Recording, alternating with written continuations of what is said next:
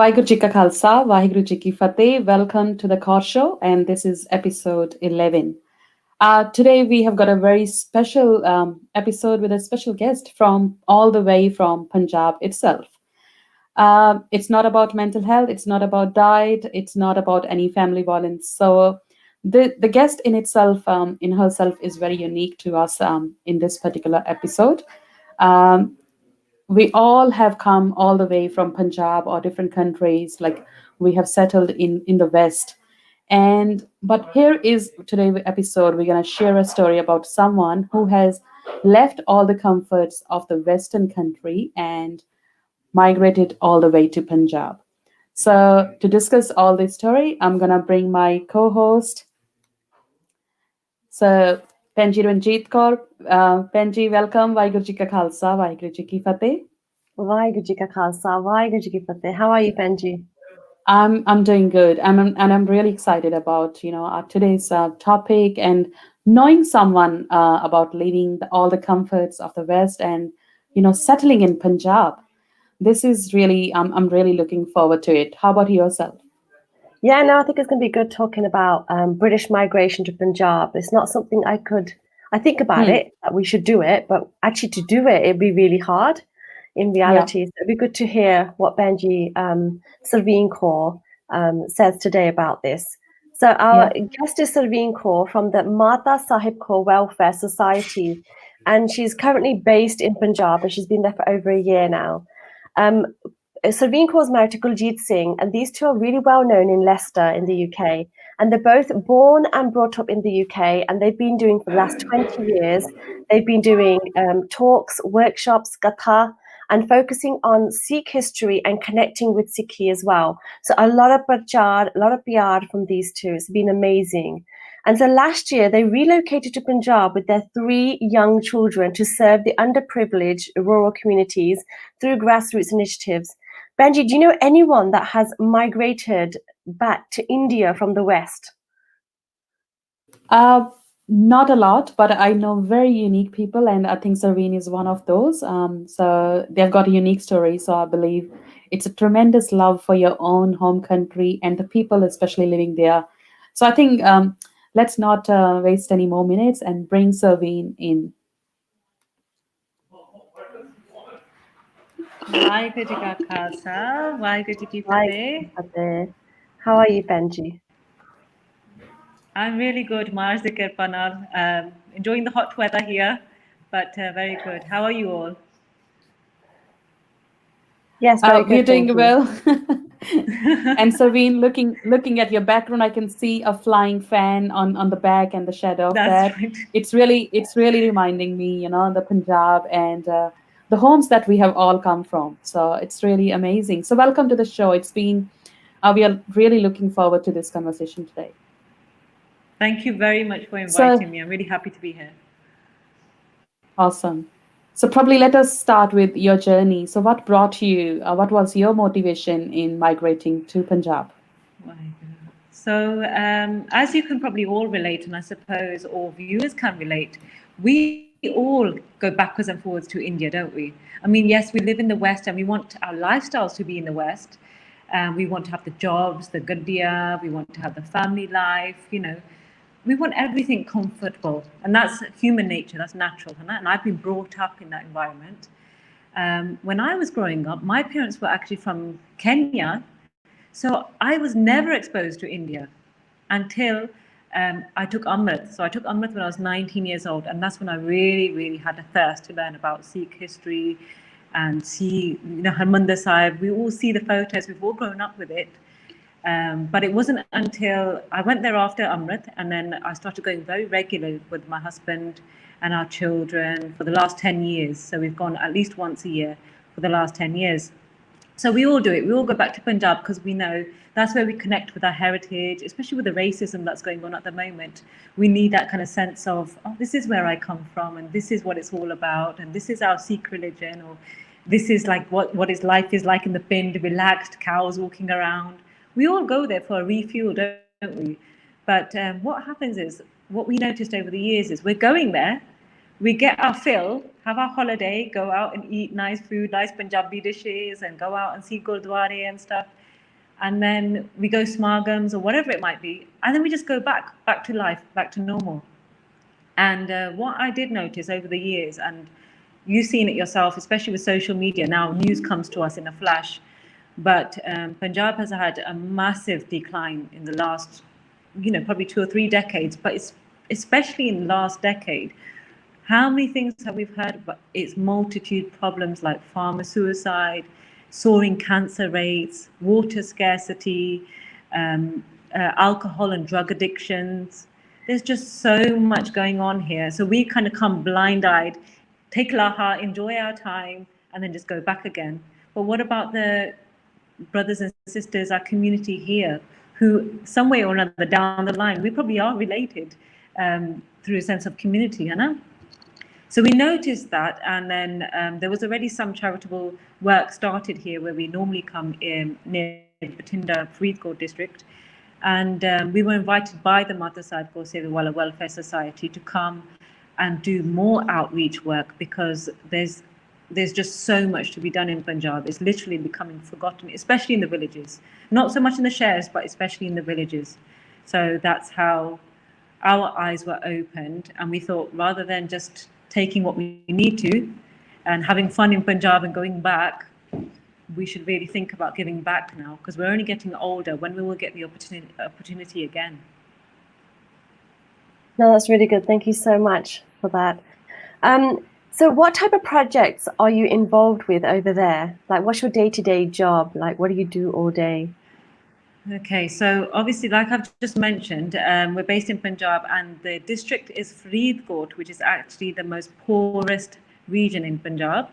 And on top of that, the village that we're in, Sevewala, that is known as a gangster village. Like, there's the Gursikhi is like kind of non-existent, I have to say, Hannah. But at the same time, there have been so many historical things that have happened here. So you want to preserve it even more and look after it.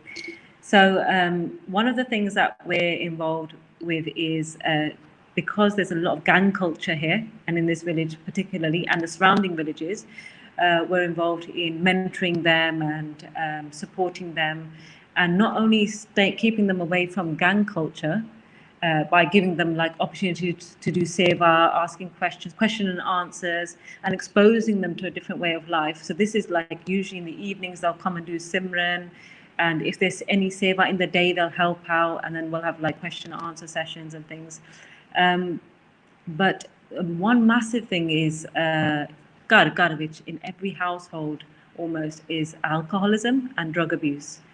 And I don't know if you've seen the stats, but there's over 73% of Punjab's youth is addicted to nasha, to drugs and alcohol. It's such a sad.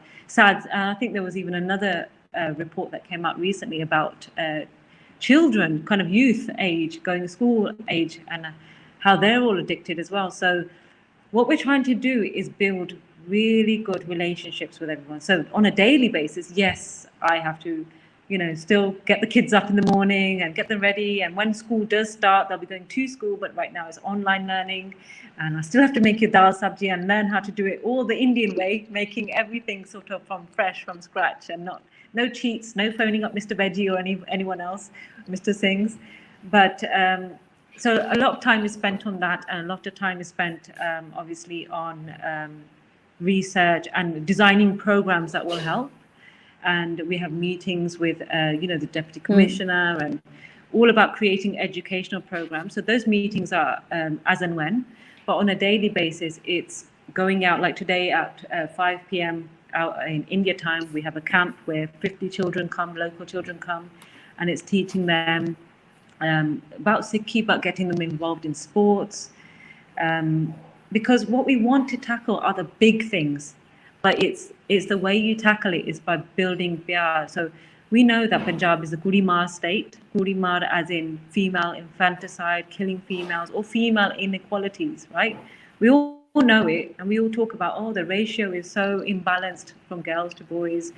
But what we've come here to do is remind them. So like one of my sections that I am involved in heavily is talking to the girls about female empowerment. And one of the ways is obviously, you can work, you can be a leader in your field, helping them with career counseling. But another thing is obviously exposing them to our heritage, like Mata Sahib Kaur. Who is Mata Sahib Kaur? And I'm not joking. I kid you not, Hannah. This is the clincher for me. If it means living here and not having the comforts, is this bit here. When we ask anyone, can you tell me the name of the first Guru? Can you tell me the name of the 10th Guru? If it's Guru Arjan Dev Ji Shahidi Purb, what happened today? It's always, I don't know. What is Vaisakhi? I don't know. Who is Mata Sahib Kaur Ji? I don't know. And to think that this is in the homeland almost of where so much happened, you know? So much happened here. That is the bit that makes me stay, because I think, why am I still coming? We've gone and delivered talks to over 1,000 children in before lockdown. So that was probably in the first 4 or 5 months. But every single child is saying, I don't know. And we've asked them, has anyone come to you before? Have you had camps? Or what do you do at home? There's nothing to do. And I've taken a video of them. They're just playing on the streets, and what is their future? Gang culture, alcoholism, drug addiction, or working on the farm, and then the debts for the farmer suicides. It's really, the prospects are really, really sad, you know? So the other thing that we're working on, which I've been involved in quite heavily, is the immigration culture. Sare kehndey hai that we need to get out, get your kids out. Asi bahar aana chaਹੁੰਦੇ ਆ. And even now to this day, so many people contact me knowing that I'm from UK, from India, saying, can you get us out? Can you get us out? Asi ko, we want to, do you know rishta? Do you know a job? Anything, any conversation is, oh, you're from outside, can you get us out? And we're like, we're here to stay. We can't get you out. We're here to stay. But what we want to do is, so that's the daily work that we're doing, is going on the field. And we've got a team of volunteers. Obviously, my husband's a main lead in that as well. And what we're also doing is planning for long term, like how we want to look after Punjab in the long term. And one of that is the Mata Sahib Kaur Ji Academy, which will be an international academy. So youngsters like secondary school age onwards can come from any of the countries around the world. They can come here and experience, spirituality, experience what it's like to have a Gursikh kind of timetable, but yet with a Cambridge curriculum. But what we want to do is pair them up with local kids, so they might have scholarships, so that they feel empowered that, look, I'm already learning on par with these I'm already learning on par with them. So I'm learning all the best things that they can teach me. And what you do also is empower them with the best education. So they're not spending lakhs and lakhs, hundreds of thousands of pounds of getting their child out and settled out by illegal or legal means, which cause the kind of debt problems back home, Hannah. And there's this massive expectation that this will pay off for the child afterwards. But what's happening is that so many people have left Punjab. You can see empty kotia for those who are a bit more well off. And what's left behind is people in poverty. But what we want to ask is, who's going to be the left to take care of the shrines like Gurdwara Sahibs, the Prachar, the social upliftment projects? Who's going to be left? That's what we're working on. So we've got the daily things that we're doing, the camps and the meetings and the talks. Like we've got one planned for cyber safety for the girls, which is a massive thing because of lockdown as well. But at the same time, we've got like a 20 to 30 year plan as well, putting in place about taking it just not from this village, but taking it out as well. So a huge part of that is education. Indeed, it's a huge seva that's going on, and I think it would have been better if we would have been able to share some pictures. Massive work, massive job, and especially settling and coming from UK and living in a new environment and still carrying on all these tasks. We have a question on that as well. Like, how did you feel when you first moved to Punjab? What was your first impression? Was that okay or that bad or good feeling when you reached there? when we reached there, it felt like it was a dream almost. It felt like we've come for a Yeah. smargam and I'm going to go back. Like I kept waking up, even though I knew, but I kept waking up for the first week thinking, hey, like, where am I? Am I in England or where am I? Oh, I'm living here now. And so I first felt like it was such a huge change that although mentally you can make a note that I'm doing this, but it still takes a long time to process it on different levels, your routine and everything. So it took me a while to get. The first thing was the heat. The first thing that we couldn't even walk around. Pasina, I was sweating, and our bodies felt so weak, and we've never been used to it. Obviously, we've been born in UK and lived there for 36 years, and then to suddenly come to temperatures that you've only had on a holiday, maybe, that our body took at least a year to get used to it all. And but yeah, I felt nervous. To be honest, I felt nervous. I felt, concerns. Will my children settle in? But these were all sort of surface level concerns. In my heart, when we were asked, when we were asked, can you do this seva for Punjab because the kids need it? Then at that time, I knew the answer was yes. So even though I had the concerns and everything, I knew in my heart I'm where I need to be. This is where Maharaj wants us to be, and that was the strength. And then obviously the people, the locals, helped us settle in and stuff. Awesome, thank you for that. So Penji, you mentioned about some of the issues in Punjab. So can you tell us a bit more about them? Like, the drugs and the gangs. So when you mentioned gangs, so when I've been to India, I've never seen this gang style. What is it what does this mean? So obviously there's feuds between different groups in the Punjab. It's also happening in Canada now. It's a massive thing in Canada. But a lot of these gangsters from Punjab are the ones moving to Canada as well, which is a massive problem. And it starts from little things like feuds, and it goes on to the family, and then it goes into clusters of group. And in this been, I think in the last sort of 5 years or something, there's been 10 shootings, 10 killings alone. So it's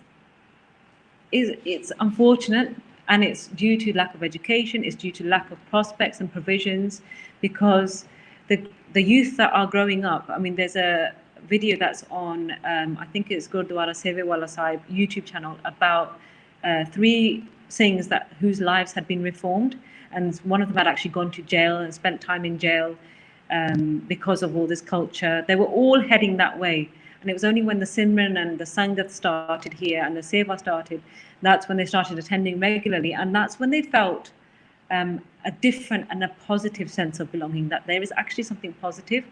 All it comes down to is that there's been no prospects for these people. And they weren't even used to doing field work. Like even the DC of the area, the Deputy Commissioner who's in charge, he's not even from a Punjabi background, but he turned to us in one meeting and he said, you know what really shocks me? He goes, we think of Punjabis as really strong built, proud men and women, but men they were talking about.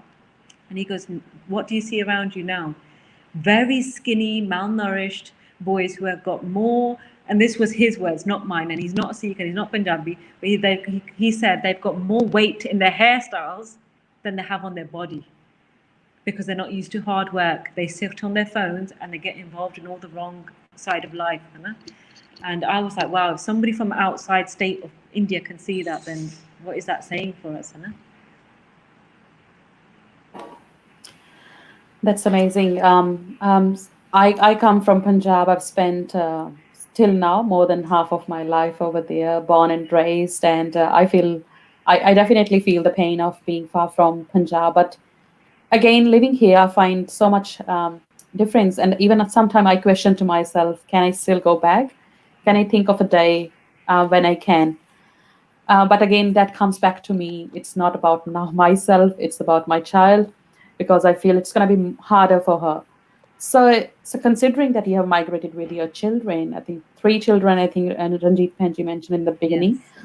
How did the kids find that? I mean, how easy was it? I don't think, but if you could tell about that as well. So the children, like I said, they've been coming for the last 10 years as well. So they're used to Hmm. Punjab as a place. Whereas when I came, when I was 19, it was a huge culture shock to me, Benji. It wasn't even talked about in my home. India was not talked about. That's how different it was for me. So growing up, I knew when I had a family, and my husband is a nice Punjabiyat. He likes it. My in-laws are from Punjab. They've got very well connected, Hannah. So because of them, I was fortunate enough to be able to have that connection for my children as well. And so yes, they were used to it. But when you're living somewhere full time, it's a different story, Hannah. And they came here and they kind of missed home, missed food. This is how spoiled we are in England. We have so much choice for food, Hannah. Whereas here we're having what's in Hmm. season. And like I remember my son saying, "Oh, I miss potato waffles and this, that, and the other."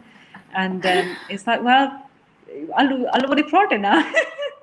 I know, but Yeah. it's always the little things, and then obviously what we did, we talked to them about attachment, but one thing we did do is prepare them and keep asking them before we came, because we're a family, and even when we came, like the Sevadars here said to us that you are 5 Sevadars. Despite your Hmm. ages, it's not just you, it's not just your husband, you're all Sevadars. And so at the moment, like even my kids go to the camps with us, even they lead the divans or they help with the Hmm. sports. My eldest one teaches Nagara and Santhia. So they do take part in everything, but they do miss the culture of the West. And one big thing for my middle son was football. Now, football is huge. Soccer, football is huge in England, you know? And it's such a big part of his lifestyle, his identity, and he's very sociable. He was doing well in a football club in Leicester, and to find that kind of outlet for him was very difficult. So what did he do? He took football to the Pind. And now he's got all the Pindwale children playing football. And when they first started, they would be like bees to honey, all running towards the ball at one time. But now they know a bit more strategy and things. And lately we've been playing rounders. So we've had another supporter come in helping with the sports, because I'm not sure if any of you guys know this, but just something simple like a playground. Benji, playgrounds when you on there in the bins. And that just shocks me. Yeah. Like we've been to many countries, and There Malaysia, are open Canada, grounds. America. Yeah. Hanji, they're open grounds, but they're like anything could go on there, Hannah. But obviously for Yeah. people who are used to it, they're used to it. But for us, it was like I can't just send you Hmm. to an open ground, Hannah. Yeah. But yes, like going to school was the biggest culture change. It was Hmm. the how the children relate to others. When generally in the West, you're taught to be kind, patient, wait in line, and the teaching style is non-directive. So here it's very directive. You're told Hmm. what to do, and you get on with it. And if you've got any questions, sometimes it's not seen as a good thing if you've got a question. Whereas England, if you go to a parents' evening, they'll say to you, "Your child's not putting up the hand and asking questions." So it's kind of getting used to all of that. So Maharaj Kirpa, they have done really well, and they haven't stopped us in any of the seva and saying we've had enough. It's never come to that point. Maharaj Kirpa now.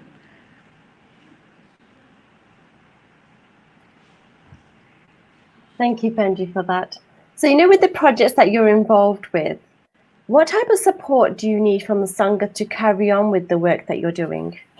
Okay, so the first one is we, like everyone else, we need financial support, donations. Your donations are crucial. They are the backbone of everything that we're doing, because there are so many projects run under the Welfare Society. And, there's so many people that we're trying to support. So there's the poor girls' weddings, which we're trying to do, which is one of the biggest reasons for Kurimar and female infanticide. Here, there's been over 20 weddings that have been supported by Sangat and the Asthan, the Gurdwara Sahib, and it's usually about £400 to donate. But what we're trying to do is give them some dignity as well. I mean, of course, you can have weddings, and people like to do that occasionally, but you go and meet the girls and the burden that no girl should be under, that burden that how am I going to get married, or and their parents worried that just because she's a girl, how are we going to do her wedding, and possibly sending her to do work which is not suitable to look after anyone's dignity. So one of the things that we do is support poor girls' weddings, and they happen here every month. And if anyone would like to donate to that, because it means so much to them. And it's not just that you're donating to the wedding itself. They have like furniture set, a double bed, a fan, and it's a psychological thing as well. Like somebody's looking out for me, and I come from a respectable home, and this home isn't necessarily the family who could maybe not provide for them like the rest of the world wants, but it's the home of Guru Gobind Singh Ji, Mata Sahib Kaur Ji. Is their home that we're representing. The girls can say that we're somebody's daughter, and we can hold our heads up high because of that. So we ask for your support on that, because that's crucial. There's so many families out there that need support, and in order to kind of nip this bad practice of Kudimar in the bud, we need to finish it, because Maharaj was against it from day one. But we need to make sure that girls have an outlet or a support system for them, so that when they do move over, not only can we give them the mental and psychological support, but also the financial support for that day, because it's such a big thing. So there's ambulances. Benji, I don't know if you guys know this, but in March and April time of this year, when lockdown happened, I was severely ill. I had a stomach infection here in Punjab. It was the first time I'd ever been that ill in Punjab, and there was not an ambulance. And I was shocked. I remember turning around and said, God, if this was my children or somebody else, if I was in England, I would just phone 999 or whatever you phone, and straight away support comes out, it's available. I didn't know where to turn. We just didn't know where to turn. And for that reason, my illness took longer than it needed to, than necessary to recover. Now, I'm well connected, I'm literate. I can find my way around. I can ask people, or I have support. But what about those people who maybe can't read and write, who haven't got the financial support? What about them? So this is like a free ambulance service we're trying to give to every single Pind, so that somebody doesn't have to pass away unnecessarily, because it's happened. We've seen kids pass away just because they had no lift to go to the hospital. And so this is what we're trying to do for all Pinds. And then we want, obviously, if anyone's more interested in the camps that we're doing, resources, like we're always buying paints and papers and different kind of arts and crafts, or sporting equipment to engage the children, electronic equipment. So there's always a lot of culture going on. There's a gas when we're going out and about. So every single penny or rupee matters to us, and then we put it towards, like there was a massive corona langar that we just did now. The area DC was so impressed with the work with Maharaj Kirpa that we're doing here, that they had actually said, you are our go-to NGO, and you have got the passes to go around to all the district areas, all the Pinds, to go and give free langar. And obviously the cost was on the Sangat. So the demand is huge. Is absolutely huge. So anything that you can donate, because at the end of the day we're giving, but actually whatever we're giving, sadapala hunda. Whatever we give, we reap that, and this is our wider family. So that's one thing, and the donations information will either be in the comments or on the bottom. But people can also donate clothes, good quality clothes, because you see children walking around with shoes or clothes on. We also do bicycles donations for people to help them get to work or to school, and we do like mobility aids as well, like wheelchairs and widow pensions and things like that. But if there's anything specific, I would recommend getting in touch with us first, because we can tell you the kind of suitable brands and things for the lifestyle that is here. So please get in touch with us on the website, Mata Sahib Kaur Sevawala Welfare Society website. And another thing we were just discussing, Benji's, Ranjeet Kaur and Gurinder Benji, was there's over 12,000 bins, villages in Punjab, over 12,000. We were talking last night, and we were saying, even if one family from the West was to come every single week, a new family every single week for the next 5 years, we're scratching the surface. That's only about 260 villages that we're covering out of 12,000. So what we're asking is, yes, you can come and volunteer with us if you're a teacher and you're interested in, the educational side or anything like that. Come and volunteer. There's so much you can do, and it means so much to locals as well that we're from outside. We're so in our own world all the time, and we're giving them the time of day. Because the reason why we moved as well, because initially, before this whole conversation came up about moving, when my kids were a bit younger, I used to think that every summer holidays, every 6 weeks summer holidays from school, I want to come with the children and go on yatra, and they get their santya done and they get seva done, which was just for us, really. I'm just talking selfishly. That was just for me to fill my own cup for my family, you know. But what we're finding is that Punjab needs long-term relationship building, because actually locals have been through so much here. It's been such turbulent times over the decades, and that they're not going to trust anyone who just comes. And then to make it worse, somebody who comes for just 2 weeks and then goes again, they're not going to open up. We wouldn't open up. Why would we open up to somebody like that, Hannah? So my message to all the viewers is that, whichever bend or you can connect to and you can take responsibility to, just one bend or even one family in the bend, just adopt them and treat them like your own. Help them with their expenses anywhere, Hannah. Help them with their expenses and help them with, psychologically, or just mentor them and be there for them. Can you imagine in 5 years if all of us started doing that? It wouldn't even take 5 years. I think if 20% of the Sikh population started doing that in 1 year, it will make such a difference. So there's different ways. So there's the financial donations, there's coming out and volunteering, there's sitting at home wherever you are in the world and just supporting your bend or your family and their bend back home, and finding where the need is. And then there's just even just little things like just sharing our social media pages so that the exposure gets out. And like what you guys have done today, inviting me on the show, I can't thank you enough.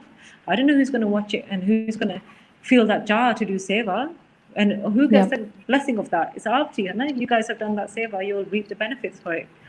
So the list of seva is endless. Indeed. I think you rightly said that if everyone, people abroad start adopting even a village and, maybe a group of people and start putting the seva in, it will make a huge difference to Punjab. Sometimes I wonder, there's so much money even flowing in from NRIs. They're always willing to put in money and, do something from Punjab. We see so many campaigns happening. Still, I think there's no channel proper, and sometimes we don't know where that money is being used in a constructive way. A lot of people are putting all this in medical situations, and there's so uneven distribution of money that's happening. I think there's definitely people need to concentrate where the swand is being used. That's very important. Not only giving is important, but also to be responsible where it is used. We might play a video of the work that's been happening and Gurdwara Sevawala, and just listen to some of the people's opinion and what's happening there. So we'll just play that video here.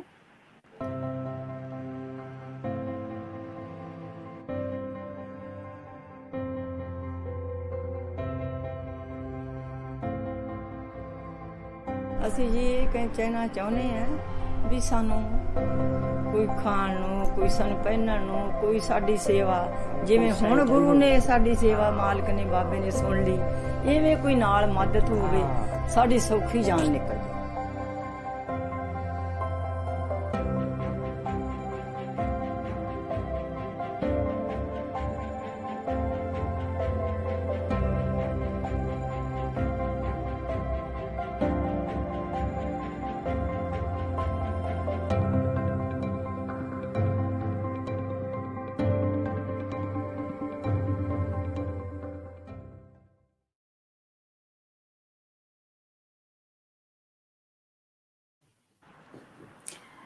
It's yeah, great to see, some faces where people are actually looking for help. And as I said before, we need to channelize the money that's coming up and make sure that it's being used in a constructive way. And the projects that you have told us, it's really important to invest in those kind of projects and make a difference.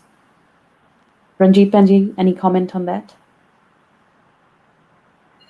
I think from like with Sarveen, we've been raised in England, and we don't understand India the way it actually is. And I think when you go over there and you see this in our eyes from a later age, it's eye-opening, it's scary, it's you get warned कि आ नहीं touch करना, इधर नहीं करना, इधर नहीं Yeah. बोलना हैगा. You're Punjabi, you might get taken the mick out of. The confidence might not be there. But I think when I used to go to the Bind and I used to have like this one to go and give out, I'd find out first what type of food the Garib would eat. And it used to be difficult because when you ask one, then there's so many people come to you, and it's like, okay, I just want to know what chal you have or what dal you eat, because it's completely different to our chal and our dal. And even when you go to the store and you buy so much and then you put it in bags, I remember giving it out to different type of like Garib areas. I found that so overwhelming. But again, that was only temporary in that 1 month going to India. It wasn't ongoing, because then after a month or 2 months after the boraja, chal, then where do they go? Who do they rely on? So I think the seva that you're doing is absolutely courageous and brave, that you've uplifted your whole family and gone to Punjab.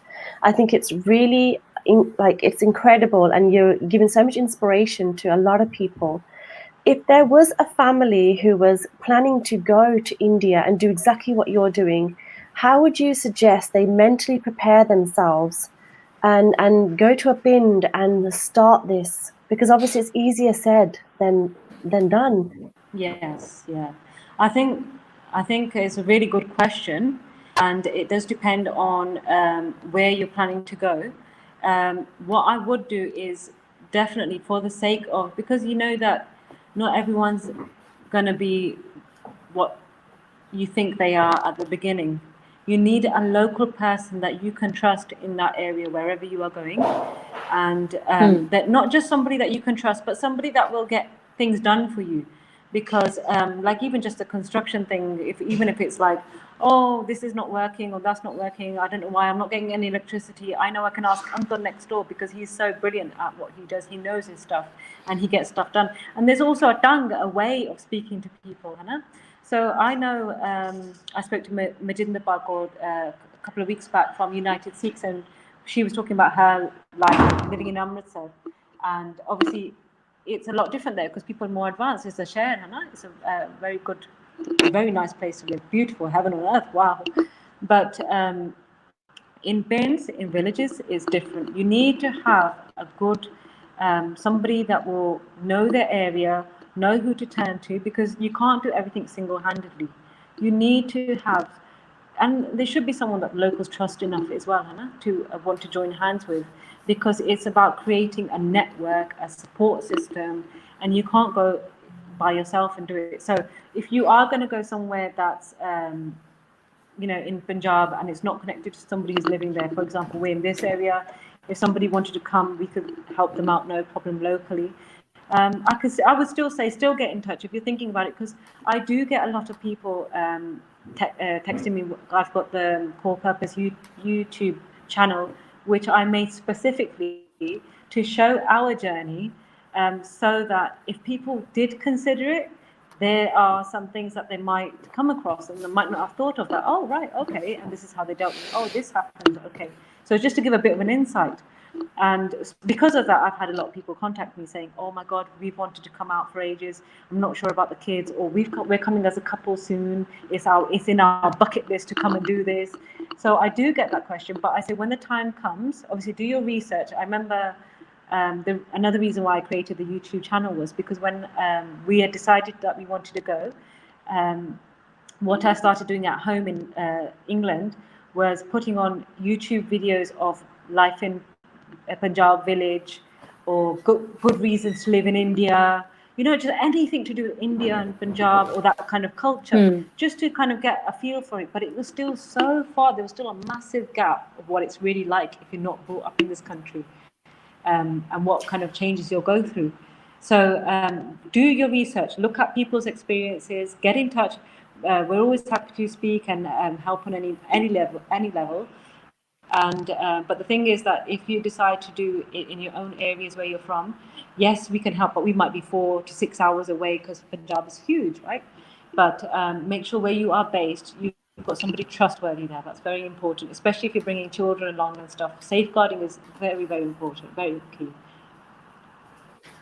Yeah, and when you mentioned about Amritsar, I come from Amritsar, and Majinder Penji, I visited her place as well. And we have gone through all the, Majinder Penji actually took me to some places where I never actually went, even in Amritsar, even when I'm grown up there. Wow. Yes, and I definitely feel life is very different, even living in a city in Punjab, and especially in the village that you said in Faridkot. Faridkot is one place in Punjab I've not visited in my lifetime yet. And that's called Malwa Belt. And we hear so many stories, as you mentioned in the beginning, about drugs and, even water problem, that water is not pure there, and so many cancer cases. Yes, We hear about all those cases. Yeah. When I was married, yes. No, go on, Benji. Yeah, so I was just going to say that when I was married, I spent like 1 year in village. My husband was from village. And I found, like, in the beginning, oh my God, where have I come? Even just from a Punjab city to village. Even though everything, like all the facilities are there. So when you moved, and I watched your story, okay, moving from west to a Punjab village, and that especially in Malwa Belt, that was a huge, decision to take on. Yeah, actually, we had never visited Malwa until 3 years ago. I think 2016. I had come initially when I was 19, when I was doing a whole tour of India, but to actually come and stay for a few days, we had not come properly since 4 years ago. Before, we used to go near Fatehgarh Sahib or Anandpur Sahib, Nawashahar, where my husband's family is from. It was Amritsar. I love Amritsar so much. I've got, I remember, 10 years ago driving to work. I used to drive to work and be in tears thinking, when can I go to Amritsar? I love it so much. But it's just those differences. And another difference is, Benji, that here you have to be extra careful as a female as well. You have to be very careful about how you, where you go, how you go, what you do. And like when I used to live in England, I was the one always responsible for the shopping, the food shopping, grocery shopping. And we only lived about 2 minutes away, 7-minute walk to Tesco superstore. And I would be always the one that would jump in the car and go do the kids pick up, drop off and everything, kind of. And but here it's like the main superstore kind of stuff that we need. We probably go twice a month. And that's in Bathinda shared, which is like a 30-minute drive. And कई घंटे लग जाता just to get all your bits and pieces, because you can't go to just one place. But it's having all that as a female as well put on your head, because you're responsible for the family and you're responsible for making sure they get the nutrients. And like one thing I miss is salads. I miss like avocados, and not so much that it's not like it troubles me, but I remember at the beginning, because I was so used to having like leaf salad and this kind of food, you know? And then learning how to like take the malai out of the milk so that you save it and you can make your butter out of it, and makhan, or you can make ghee out of it. And remember at night to do the Jamada day, because then you're not going to have any the next morning. And it's just the little things that you have to remember. Remember to boil the milk. You can't drink the milk without it being boiled. Okay, the little kids can't take it out of the fridge, so I have to get up and do that. So it's just these little adjustments that we've had to make, Hannah. And yes, I've driven here, but do I feel comfortable driving here? No. It's like crazy. The driving here is absolutely crazy. You don't know where somebody's going to come from, which angle.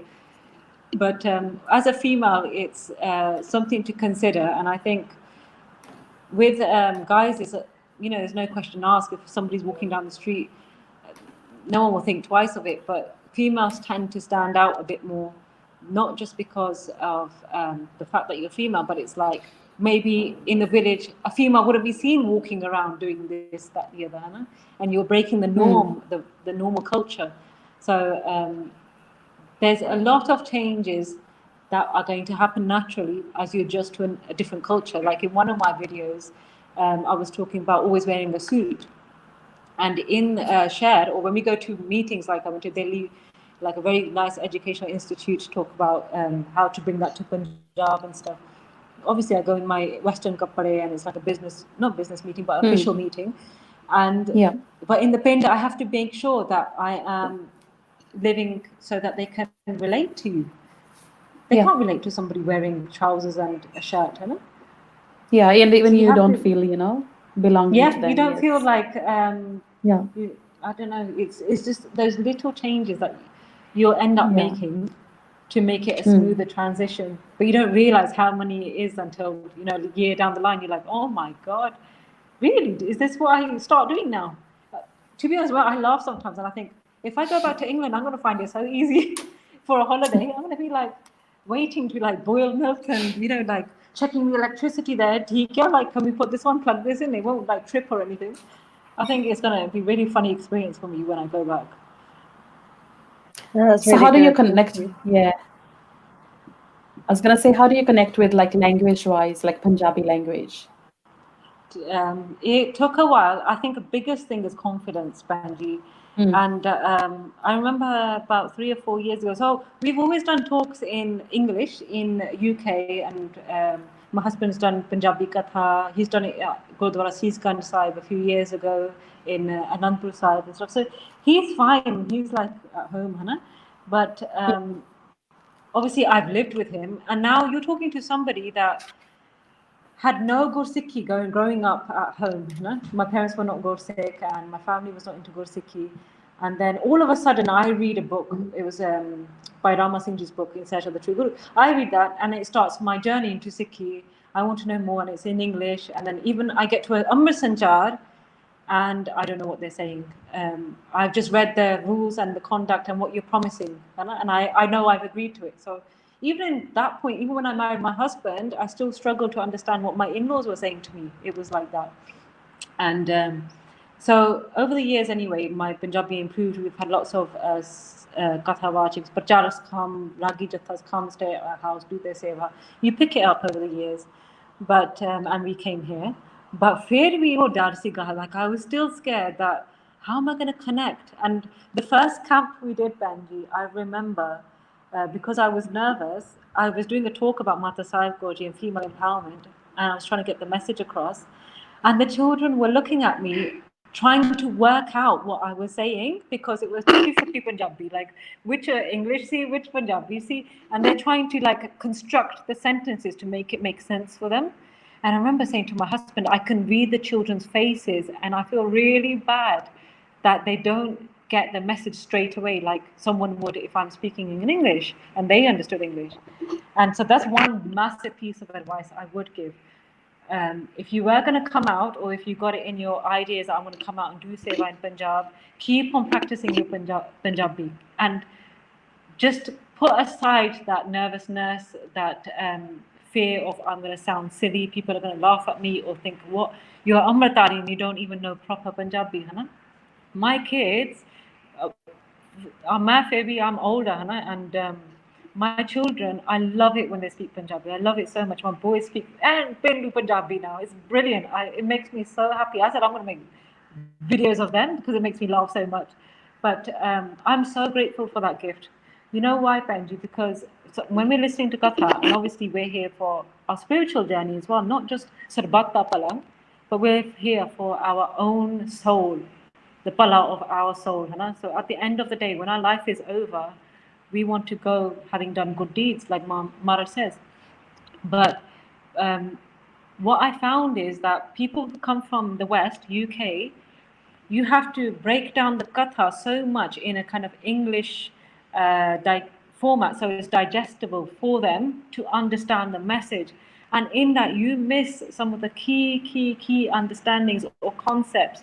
And it's only when your Punjabi improves a bit more, you begin to appreciate. There's a lafz in Punjabi called nihal. How would you say that in English? There's so many different versions of saying, okay, is it exalted? Is it uplifted? Is it blessed? Is it this? And it depends on the context as well, you know? But that's one massive piece of advice that I would give is if you have got the time and the capacity to keep brushing up on your Punjabi. The other advice is if you can't do that for whatever reason and your heart's saying, I want to come here now, just go. Follow your heart and you will pick it up there anyway with Maharaj's Kirpa. But don't worry about it. Don't have any anxieties, any hang-ups. How will I be? We've all looked like, we've all looked silly on the field as well. But actually the kids know a lot of English nowadays as well. So sometimes we just ask them, what do you say for this word in Punjabi? And they help you out. And actually it helps bring the rapport. And it helps remind you that, yes, you are from the West, you are from good backgrounds and well-to-do, but we're still one family, and no one is higher and no one is lower. We're just one, and we help each other out. That's brilliant, Benji. Thank you. With regards to the English and Punjabi, I struggle as well. It's called Binglish, we speak a bit of Punjabi and a bit of English and mix it up and the whole sentence gets somehow formed. I don't know. But like, even when I shared some of the videos that you sent to my Singh, and he was from Ludhiana, but he said, I've never seen this in India. He's never seen pind life. Whereas when I've been back to India as a kid, I've always seen anything, I've only seen pind life. So for me, it was normal, the pind life was, and the garibi and seeing all that. Because I think if your grandparents, they educate you, ke, eh hege, like, seva karida hunda hai, like, mara mota. Yeah. So I think if you have that, it's great. And now, like the next generation, would I take my kids to India when their grandparents are in Australia? So it's the next generation. I don't think I would even. I think we would go for a yatra or going to Harmandir side, but that's the whole thing. That's what we're finding is people are disconnecting more and more. It's growing further away as the immigration is getting bigger. The generations growing up are disconnecting more and more with Punjab, and that's the whole problem. What's left behind, Hannah? And you're absolutely right. With people, there are lots of Gursikhs here. When I go to Bathinda, I was saying to my husband, I said, every time I go to Bathinda, I see a new Singhni, a new face, and more Amritaris. But I said, nobody actually, unfortunately, and it's not anyone's fault, it's just not the done thing, or maybe no one's thought of it, but no one actually goes to the bins. That's the missing link, Hannah. There's no link between the shares and the bins.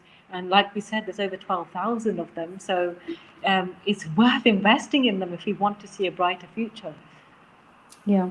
And Ranjeet Pandya, I see it the same way that like we have come from Punjab and like our kids' grandparents are still in Punjab and they come here like a year and then they go back. So there is already a disconnection.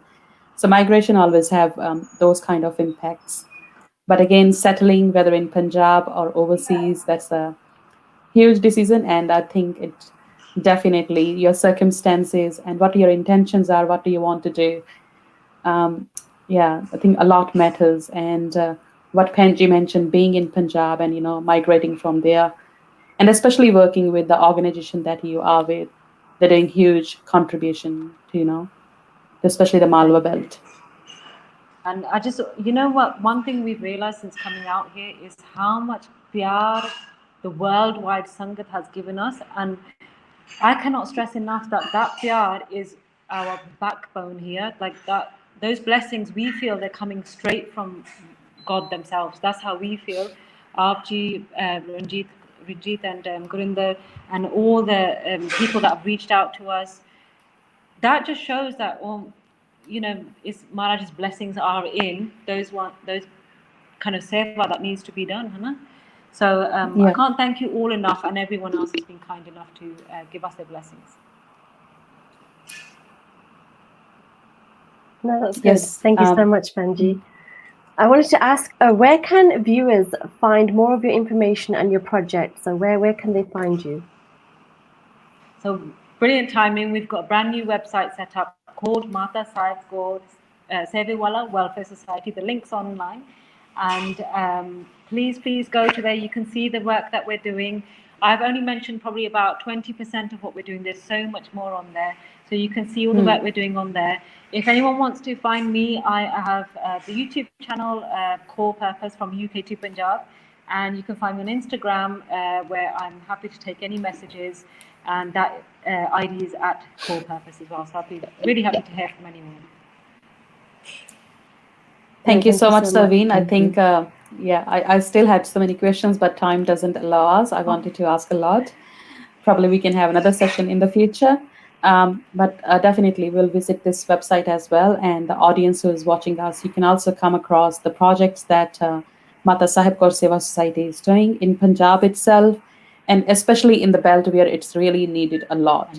In the villages, we need to start from there. So please contribute in any way you can. Be part of this if you want to do anything for Punjab. Ranjeet, Penji, you want to say anything just before we end today? Yes, so just for anyone out there, this is the Mata Sahib Kaur Welfare Society, and it's a registered charity in India. So the society is working in amazing ways to lift people out of poverty, drug, alcohol abuse, and many women and girls out of a female suppression through a number of initiatives. So if you would like to help out because you're not able to get there, or you want to help in different ways, like financial donations across the board from weddings, camps, village ambulances. I didn't even know they had an ambulance issue, but today I've learnt this. So you can even send out clothes, or like Benji said, mobility aids. So there's so many different ways anyone can help out, and it's through their website, matasahibkaurwelfare.org. We want to thank Sarveen Benji for coming today, for her time, sharing her experience, her positivity and energy as well. Benji, did you want to have any last words? I just want to say thank you again for all of you. Keep blessing us to do this seva. And whenever anyone comes to India, please come and see us and bless us with your seva. Oh, thank you. No, that's really, really good. And we've learned so much today about, what's happening in Punjab and how influential your work has with the generations for Seva ahead as well. Thank you so much, Sarveen Benji, for coming today. And Thank you. We hope to see everyone again next week. And if you've got any comments, again, any specific topic that you want covered, then please send us an email to hello@thecourshow.com. And if you want to see any of our previous shows, then please visit our website, thecourshow.com. Thank you so much, everyone. Vaheguru Ji Ka Khalsa. Vaheguru Ji Ka Khalsa. Vaheguru Ji Ki Fateh.